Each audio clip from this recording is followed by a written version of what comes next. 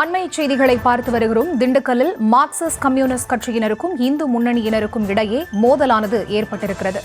விலைவாசி உயர்வை கண்டித்து கம்யூனிஸ்ட் கட்சியினர் தெருமுனை பிரச்சாரத்தில் ஈடுபட்டிருந்தபோது இந்து முன்னணியினருக்கும் மார்க்சிஸ்ட் கம்யூனிஸ்ட் கட்சியினருக்கும் இடையே இந்த மோதலானது ஏற்பட்டிருக்கிறது. எனவே இந்து முன்னணியினர் மீது நடவடிக்கை எடுக்க வேண்டும் என கம்யூனிஸ்ட் கட்சியினர் கோரிக்கை வைத்திருக்கிறார்கள். இது தொடர்பான காட்சிகளை பார்த்து வருகிறோம்.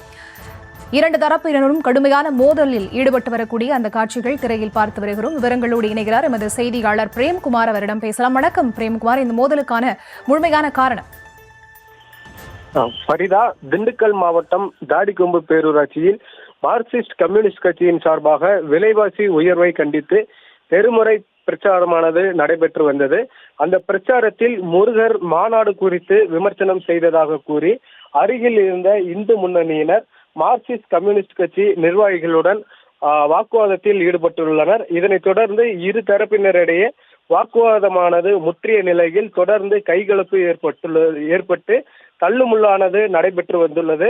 இதனை அடுத்து இந்து முன்னணியினர் மீது உடனடியாக நடவடிக்கை எடுக்க வேண்டும் என மார்க்சிஸ்ட் கம்யூனிஸ்ட் கட்சியினர் தொடர்ந்து வலியுறுத்தி வந்த நிலையில் திண்டுக்கல் கரூர் தேசிய நெடுஞ்சாலையில் திடீரென சாலை மறியல் போராட்டத்தில் ஈடுபட்டனர். தொடர்ந்து அங்கு பாதுகாப்பு பணியில் இருந்த போலீசார் மார்க்சிஸ்ட் கம்யூனிஸ்ட் கட்சியினரிடம் பேச்சுவார்த்தை நடத்தியதை அடுத்து சாலை மறியல் போராட்டமானது கைவிடப்பட்டது.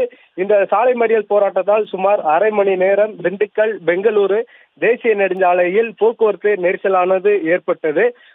தெருமுறை பிரச்சார கூட்டத்தின் போது இந்து முன்னணியினரை விமர்சித்ததாக ஏற்பட்ட தகராறில் இந்து முன்னணியினர் மற்றும் மார்க்சிஸ்ட் கம்யூனிஸ்ட் கட்சியினர் ஆகிய இரு தரப்பினரிடம் கைகலப்பு ஏற்பட்ட சம்பவம் தற்பொழுது திண்டுக்கல்லில் பெரும் பரபரப்பை ஏற்படுத்தியுள்ளது. ஃபரிதா,